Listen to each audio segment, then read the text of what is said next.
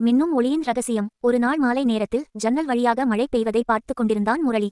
அவனுக்கு மழையில் நனைவதும் மழைத்துளிகளின் ஓசையும் என்றால் மிகவும் பிடிக்கும். அவன் வெளியே சென்று விளையாட துடித்துக் கொண்டிருந்தான். அவன் தனது மஞ்சள் நிறக்குடையை எடுத்துக்கொண்டு மெதுவாக வெளியே வந்தான். அப்போது ஒரு சிறிய மின்மினி பூச்சியைப் போல ஒரு பொன்னிற ஒளி அவன் முன்னால் திடீரென்று தோன்றியது.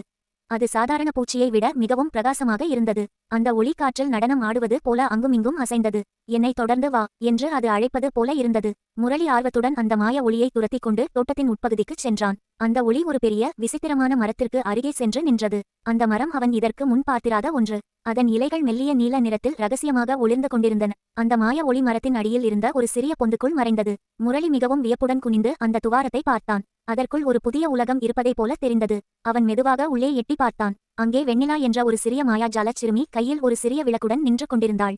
அவளது கண்கள் நட்சத்திரங்களைப் போல மின்னின.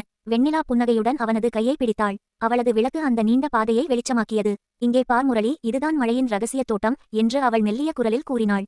அவர்கள் ஒரு ரகசிய குளத்திற்கு வந்தார்கள். அந்த குளத்தில் நீர் இல்லை, மாறாக கோடிக்கணக்கான மின்னும் நட்சத்திரங்கள் நிறைந்திருந்தன. அந்த மாய ஒளி இப்போது அந்த நட்சத்திரங்களோடு சேர்ந்து விளையாடியது. வெண்ணிலா அந்த குளத்திலிருந்து ஒரு சிறிய ஒளி வீசும் கல்லை எடுத்து முரளியிடம் கொடுத்தாள். நீ மிகவும் தைரியமானவன், இது உன் தேடலுக்கான பரிசு என்று கூறி அவனை வழியனுப்பி வைத்தாள். திடீரென்று மழை நின்றது. முரளி மீண்டும் தனது வீட்டின் வராந்தாவில் நின்றிருந்தான். எல்லாம் ஒரு கனவு போல இருந்தது. ஆனால் அவன் கையை திறந்து பார்த்தபோது அங்கே அந்தச் சிறிய மாயக்கல் இன்னும் மென்மையாக ஒளிர்ந்து கொண்டிருந்தது.